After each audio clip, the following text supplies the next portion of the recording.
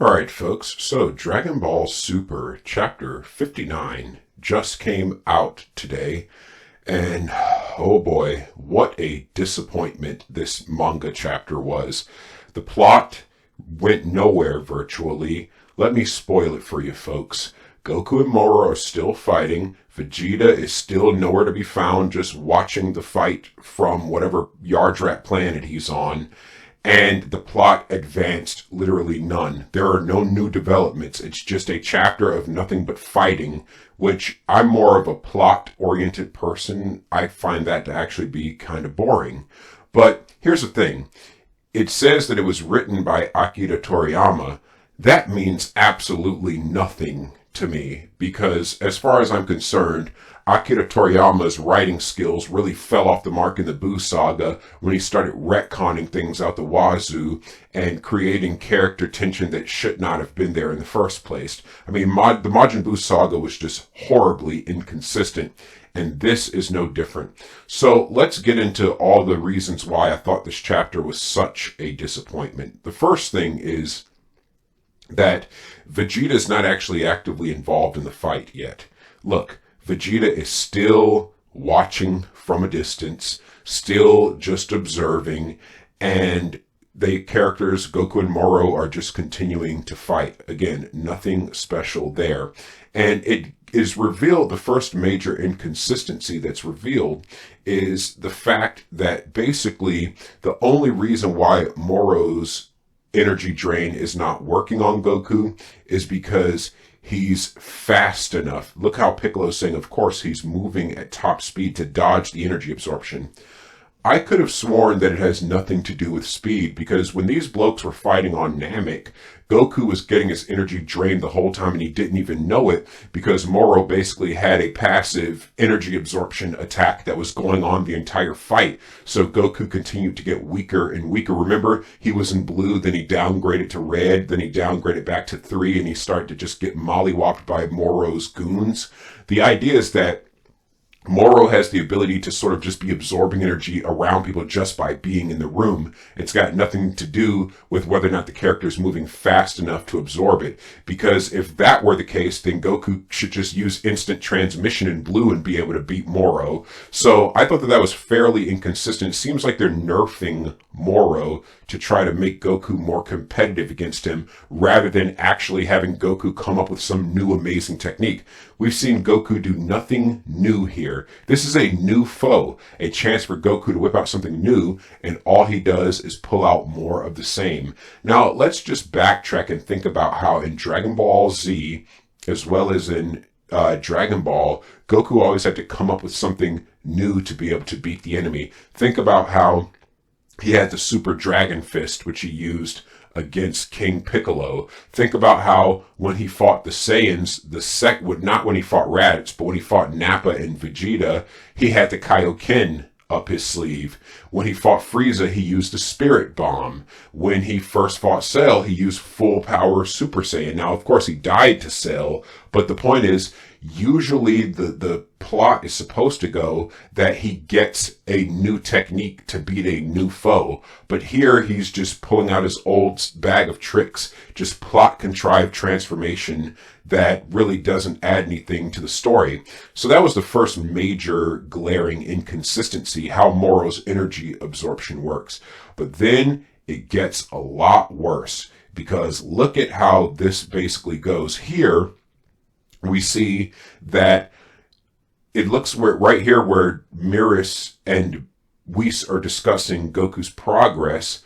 Notice how Whis asked the question, has Goku mastered Ultra Instinct then? Why would Whis need to ask this question if he already was watching Goku and Miris train in that little hyperbolic time chamber-like place that they were on some distant planet?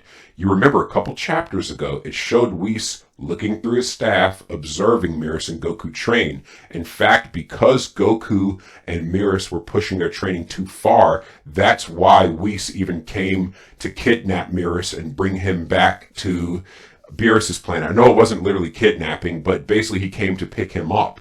And that means that Whis was watching the whole time. So wouldn't Whis already be aware of what progress Goku and Mirror's made, why then does he have to ask Mirror's what kind of progress Goku made?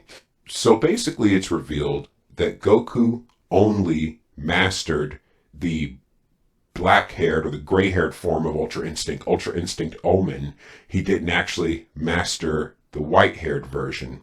Now, there's some severe problems with the way they explain this. For example, if you notice here, what basically happens is that it's revealed that Goku can't stay in Omen too long because it drains his stamina, right? Now, I understand that so far I have no problem with that, but then they go on to say that the reason why he can't maintain stamina in Omen is because it has an imperfect balance between being in your normal form and being in true Ultra Instinct, and that imbalance somehow is debilitating or drains too much stamina, and somehow Goku can't really, maintain that for long. But if that is the case, then in the Tournament of Power, since Goku did Omen twice, that should have drained his stamina so much that he had no energy to go into the white-haired form. So you mean to tell me now that Ultra Instinct Omen is more draining than the white-haired Ultra Instinct form, despite the fact that in the manga as well as in the anime, he went into the black-haired version twice and only went into the white-haired version once, which would indicate to me, as well as to any reader that's logically thinking about it, that the white-haired version is more draining than the gray-haired version. So here they're trying to say that Omen drains more stamina than Mastered Ultra Instinct, despite the fact that we saw Goku drop out of Omen and be able to go back into it in both the manga and the anime. That's why it makes no sense for them to say, oh, well, it's the imbalance and it's so draining on his body. Listen, this is Goku we're talking about. This is the dude who's the master of conserving stamina. Remember how he was smart enough to come up with full-powered Super Saiyan? How he was smart enough to conserve his energy? How he was smart enough to master Super Saiyan 2? So you mean to tell me now he has trouble with stamina? Why do they keep inventing new weaknesses for Goku to have just to make there be tension in the plot? Goku's mastered the Kaioken. He's mastered all the forms of Super Saiyan. So you mean to tell me that that same character can't handle Ultra Instinct despite the fact that he's been Super Saiyan Blue and Super Saiyan Red for what, a couple years now? Maybe even several months? That makes absolutely no sense. They're just inventing a weakness for Goku to have to make Moro more competitive. Just like earlier in the chapter, they invented a weakness for Moro to have to make Goku more competitive. This is the line that just really irked me. Sorry, Mirror's, but a stamina balancing act during battle just isn't my style. What do you call Super Saiyan 3? The form he used against Buu several times. That was a stamina balancing act that he used. So how is it just not his style? When he first used Super Saiyan Blue against Frieza, that was a stamina balancing act. This whole character is built around the idea of trying to conserve his stamina. He conserved it with full power Super Saiyan. He conserved it with his mastery over Super Saiyan 2, did a stamina balancing act when he fought Merge Zamasu, because if you remember, his perfected blue form was way superior to regular blue, but it was also a stamina balancing act. So his character has, in Dragon Ball Super at least, has a very long history of performing delicate stamina balancing acts. Now you're saying, oh, that's not his style. That makes absolutely no sense, and truthfully, I'm not looking forward to the next chapter because I feel like this fight is probably just going to meander for several chapters. But anyway, those are my opinions. Let me know what you think in the comments below.